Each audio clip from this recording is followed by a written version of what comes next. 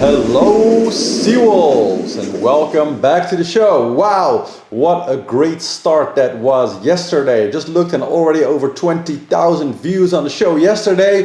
Seawolves TV is back, the Vendee Globe race is back. I'm really looking forward, and here we go with show number 2. And of course, before we start getting into all of the big challenges on the entire race course around the world, which we're going to discuss the entire route today, let's first start with something very important.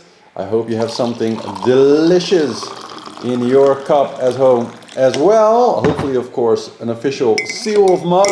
Link in the description below if you don't already have one, but I guess most of you already got that one. Here we go. 3, 2, 1, to an amazing race. For Sunday, we're expecting some very light winds near the start. It should fill in after that. The wind is going to build the day of, during the day, Monday and Tuesday. We might get to Cape Finisterre by Tuesday morning, maybe. And then I don't really know where we're going because the weather files are quite different. Some are going towards the Azores and the others towards the Canary Islands. So we'll see. We've got time for that. Well, I'm very happy. At least the foiling boats will not disappear at 30 knots immediately. Let's see. It will be very calm and it will give us a good moment to settle into the race and get comfortable on our boats before it gets windy. Well, it's quite nice actually. It's going to be a great day for the public to come out and watch because the sea will be relatively calm. Hopefully the sun will be shining and the fog will not be too present. But crucially, I'm very, very happy because I'm one of the 16 Daggerboard boats out of the fleet of 40, and our boats are lighter, more simple, and they have less drag when it's light wind. And so the first 3 days of the race are actually quite favorable for us. And so I hope that the Daggerboard boats will be able to hang in there up until we pass through Cape Finisterre. After a great start for us, I predict that this edition of the Vendee Globe race is going to have an absolutely epic first 5 days, because I just took a little peek at the weather this morning. And well, let's dive right into it. We're going to discuss the entire route today. Of course, much of the long route, we can't really go into super in-depth there because it's just 45,000 miles long. So there are so many challenges, but we can already dive a little bit into the first major challenge of the first 4 or 5 days, kind of getting to Cape Finisterre. And there's already a lot to see there. And after that, we're going to kind of follow the tracker of last edition and talk about some of the things that happened, so we know a little bit, what we can expect.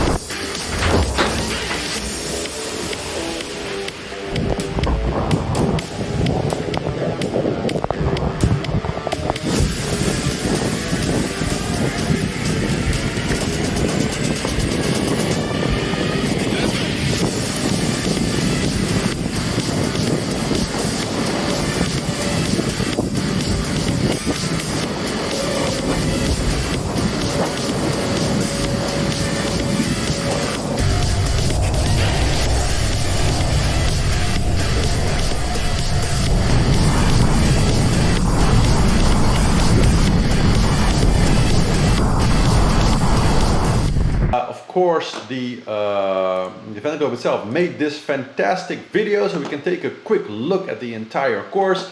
Departing from Sables-d'Olonne, then making our way past Spain, past Portugal, past the Azores High, then of course through the doldrums, past Brazil and across the St. Helena High, and then moving toward South Africa, making our way sort of towards the Antarctics, and then sort of skirting the Antarctics all the way around the world. Of course, going past Australia, on the way to New Zealand, past Cape de Leeuwin, and Terra del. Then of course Point Nemo, the most remote point in the entire world, where the sailors will be more close to the International Space Station than anybody else on the planet. And then making our way back past Cape Horn, past Brazil, up through and over the Azores High and back to Les Sables-d'Olonne. So that's the long route with a few of the major anticyclones and stuff, major challenges already depicted. Now let's look at those first 4 days and what awaits us, because I was checking the weather this morning, and well, so tomorrow the stars are going to be around 2 o'clock. Put it in your agenda.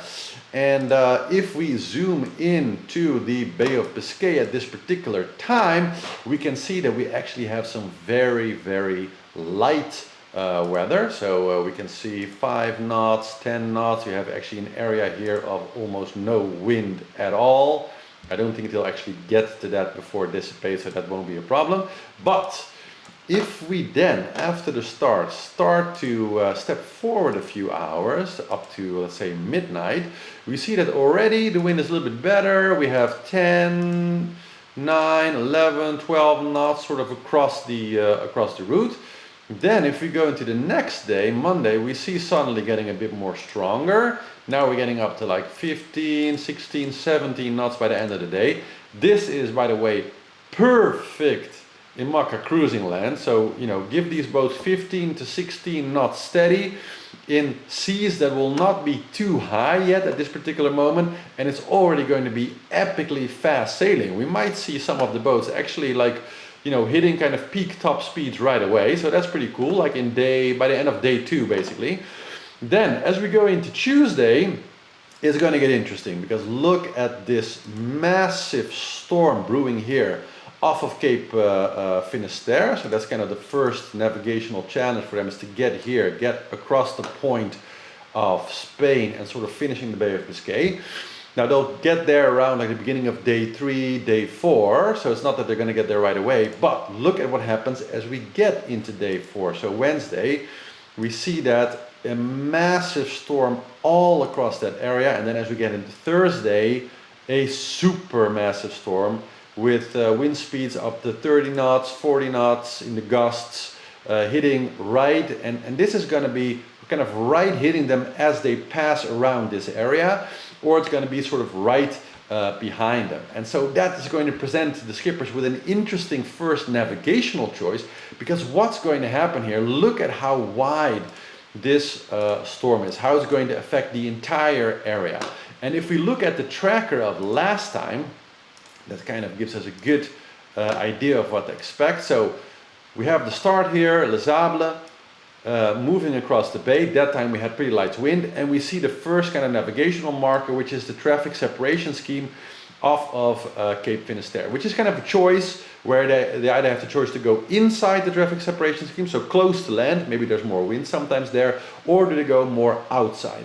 And there's also, in general, a bit of a broader strategic choice to be made here, which is, if we skip a few days ahead, you can kind of see that clearly also here in the tracker, if I zoom out a little bit especially, is you can see that the fleet really chose to go out to sea here, to kind of chose to go into the bigger Atlantic, looking for more wind, bigger waters, just, you know, more speed there. And in this particular case, that was possible, right? A few days later, we got Storm Theta in that particular case. So you had this massive storm right in our path, which ultimately, ended up giving Alex Thompson a big lead, but then damaged his boat so badly that he finally had to stop the race. Well, that's maybe a bit too far for now, but in this particular, you can see how wide out into the ocean they were already at this part in the race. It's like day 5, 6, 7, 8. But if we look at the weather now there, that's going to put them in some very big stormy situations, which is generally, in the beginning of the Vendee Globe, a race this long, something that most skippers are not going to be wanting to do. And so we might actually see that a strategic choice in this particular case, because look at how large this system is and how far it stretches, that we might actually see that instead of going right out to sea here, we could find that, because the wind is also coming from shore, so that means less waves closer to the shore, that we might actually see a large part of the fleet going very close to the coast here in order to stay away from the worst of the weather. They're going to have plenty of wind there anyway, so there isn't really that much reason to go very far out there right away if they want to kind of avoid big waves, big storms, and potential damage that can do to their boats early in the race. So that is something that we might see around Cape Finisterre, where once they pass that, instead of going out right away very far, we might see some or maybe all of the fleet staying much closer this time. And of course later in the race, as we get to the Azores High a bit more later, so we can scroll a bit more through what we're going to see. We see that the storm kind of batters the lower side kind of towards the Azores High and kind of connects here. So it might provide a perfect opportunity for them to slide through. This is sort of like day 13, 14. So they're going to get sort of more closer to those type of locations. And then we see the Azores High kind of reassert itself here. But, well, what will happen? We'll put them kind of in a bad situation, kind of too close to the coast of Africa. What will happen? Because they might get stuck there, and this is a weather prediction that's so far away already that it's almost unusable. But for those first 4 or 5 days, it's going to get interesting. We're going to see some very fast sailing right away after the first day. And yeah, they're going to have to make some strategic choices as far as to, do we go far out in the ocean right away, or do we really hog the coast of kind of Spain, Portugal, and then Africa? What are the skippers going to do? So it's going to get interesting right away. Well, now let's take a look at the larger course after that. So I draw the route for us in Google Earth here. Now we might see that this time it will look a lot more, like this, like much more closer to the coast because of that storm, and then going much more out there. So it can go a lot of different ways, right? But once they kind of clear the Azores High, so that's kind of this area, once they get through there, they're going to make their way through the Atlantic, kind of past Brazil. Then of course we got another giant, the St. Helena high pressure area, which is generally located here, and turns the other way around, turns counterclockwise. And so they're going to want to kind of catch the side of that. And of course in this particular area, so this band here, very low on the planet, sort of around the Antarctics, is where we have all these low pressures that are kind of moving through in this direction. And so the goal of the race, and really the goal of the design of the IMACAs, is to grab a system like that. We can actually see what they look like if we take more the weather program here.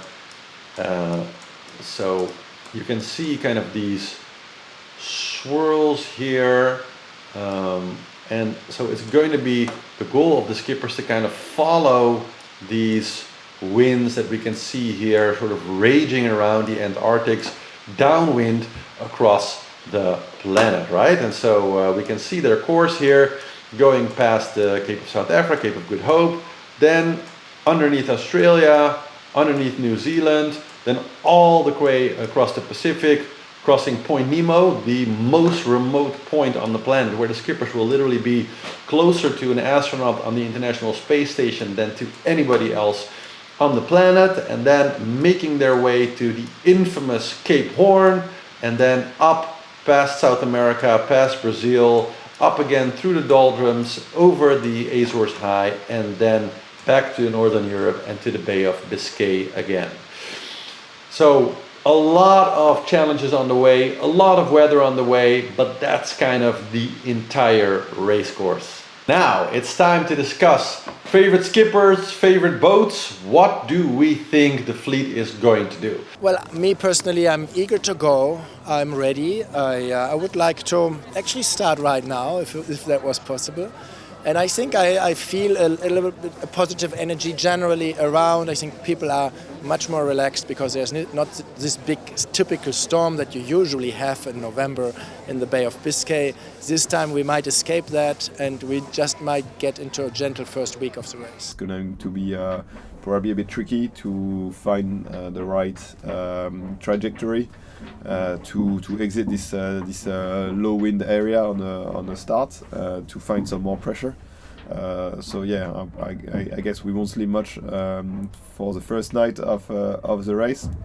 Also, the boats will be very heavy with all the food and the spare parts and everything. So yeah, the boat's going to be maybe a bit harder to handle in the light breeze, but it's going to be the case for everyone. So it's okay. And quite once we get into some breeze, once we reach the Cape Finisterre, we'll have to deal with some pretty strong wind, or stronger wind, maybe like 25, maybe up to 30 knots gusting.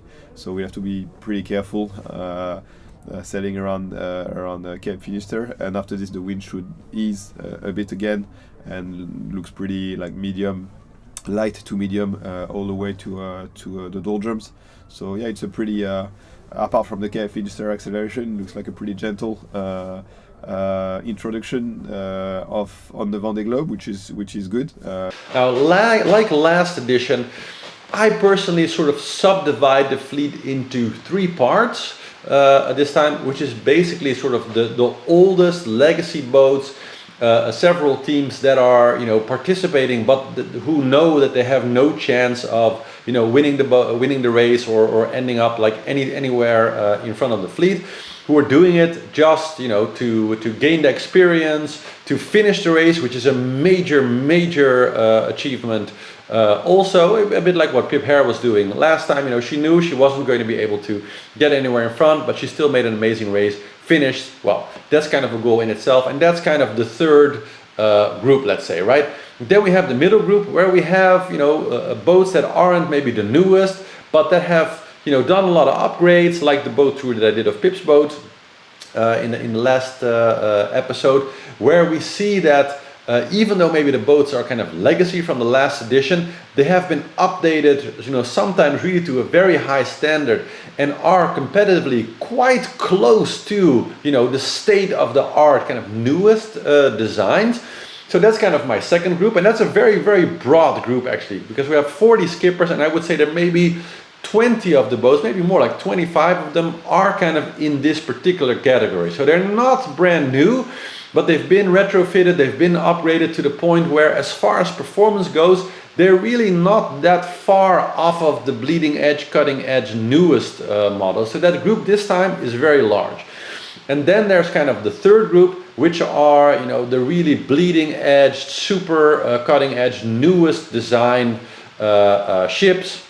Which is of course what we see, some of the winners of the last edition, let's say, racing in, and we do also have a few boats there, like Boris Malizia, for example, which is not exactly the newest ship right now, but it was built new after the last Vendee Globe. And of course, because he did the ocean race, he's kind of the one boat now in the fleet where actually the skipper is still there, that has the full ocean racing, the full around the world experience of racing his Mokka around the world, which of course is giving him a major advantage over some of the other ships who have been around, who have done several of the pre races to the Vendee Globe, but who haven't done a full continuous lap around the world, who haven't done the Southern Ocean with their ship yet.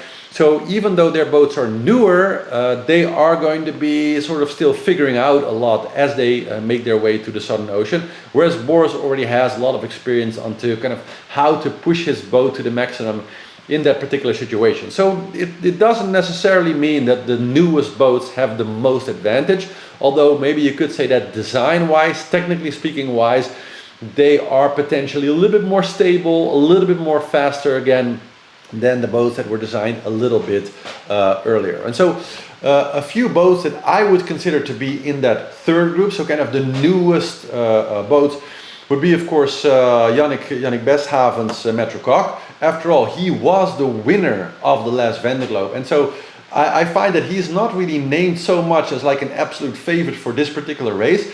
But him being the winner of the last edition and him appearing on the start with an absolutely cutting edge new boat with all of the latest design features on there, I absolutely think that Yannick should be and deserves to be one of the absolute top favorites in this particular Vendee Globe.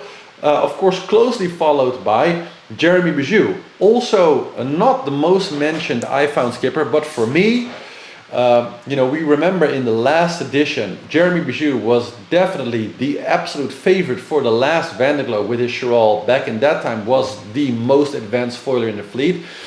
And I personally still believe that the only reason he didn't win the race that time is because of, I don't know if it was Storm Theta actually, I think it was a little bit before Finisterre already. He had some massive damage, hit something in his rudder I think, and had to head back, repaired his boat, then restarted, and so he started the race effectively with 4 or 5 days of lag, and then had actually an amazing race. Didn't manage to actually catch up to the leaders, but I'm fully convinced that if that early damage hadn't happened, Jeremy Bijou, hands down, would have won the last Vendee Globe. Then of course we have one of the absolute fan favorites, Charlie Dahlin. I think he's the most, the name that I hear most as far as who people think is an absolute favorite to win the race.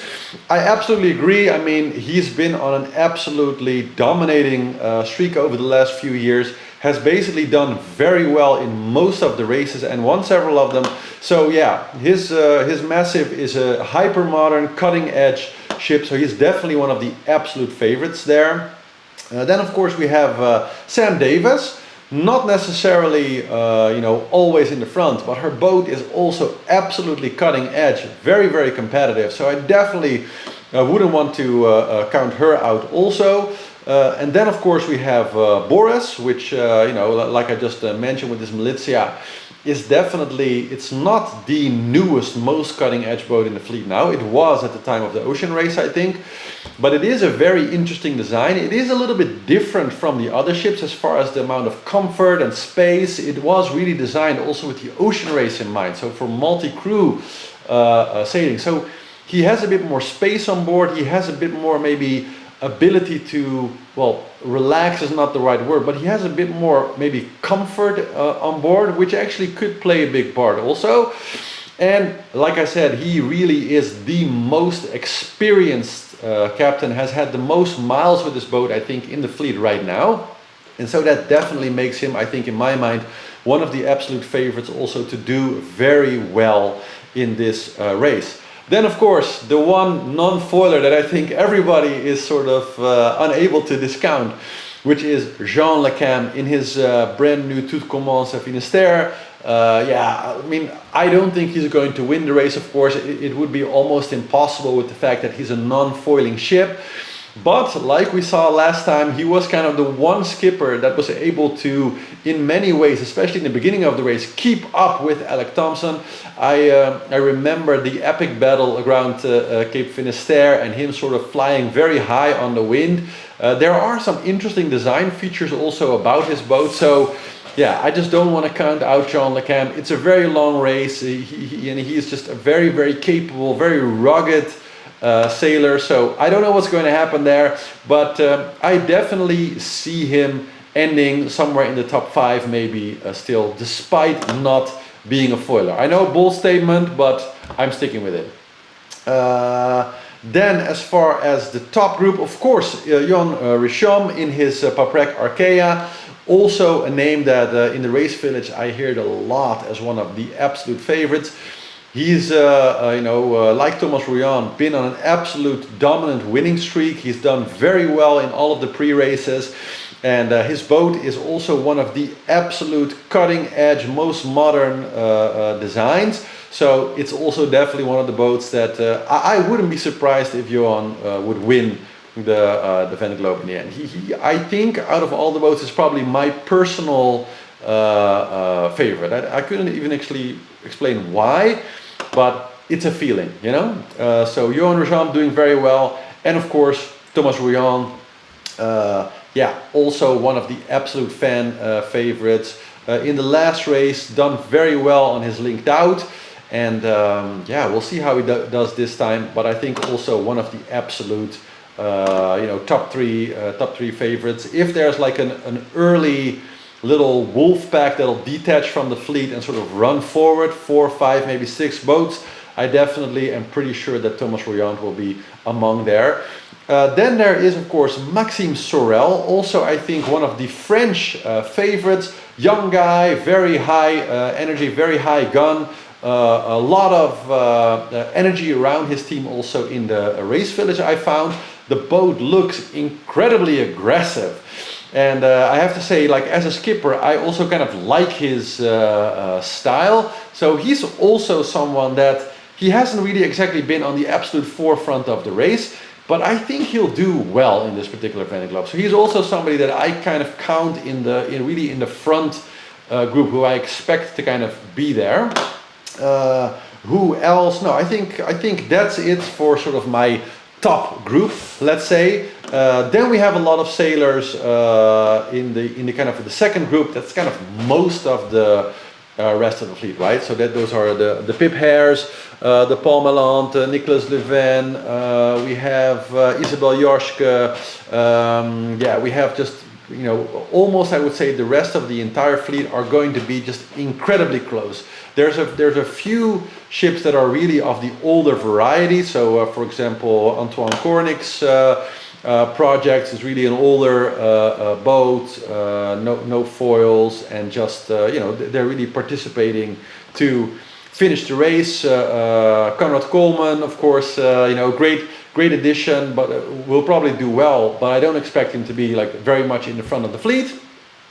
So those are more going to be like racing to finish. But the rest of the entire fleet, I expect that all of them are going to be very competitive. They're all going to be very close. In this particular Vendee Globe, it's really going to be down to the skipper. So that's a little bit my first overview. If I had to give you a top 3 favorites, for now, for me, it's going to be Yannick Besthaven, Jeremy Bijou, which I think is yeah, still could be head and shoulders above the rest, also with his kind of unique rudder design, etc. And then I would say Jan Richoum, and then Charlie Dallin, and well, let me see real quick, so many names, and of course Thomas Rouillant. So that would be kind of my top 5 going into the race. But hey, anything can happen, and I think especially in the light winds, as far as sail changes go, sail changes can take quite long, especially downwind. So we'll see how it goes with the skippers kind of sailing, starting with a lot of sails and then having to kind of sail down as the wind increases. It's going to be a lot of maneuvering, it's going to be a lot of technical action right away. So it's going to be a very challenging, but I think very exciting first few days. So that's it for this first kind of overview of the giant racetrack, a first sort of technical insights and strategic insights into the race. I hope you enjoyed. Please like the video, subscribe, hit the bell icon so you get absolutely all of our daily updates. If you want to support the channel, lots of different ways to do that. Check out seawolvestv.com for the different options, and see you all tomorrow for the start of the Vendee Globe 2024. Have a great day. Ciao, ciao.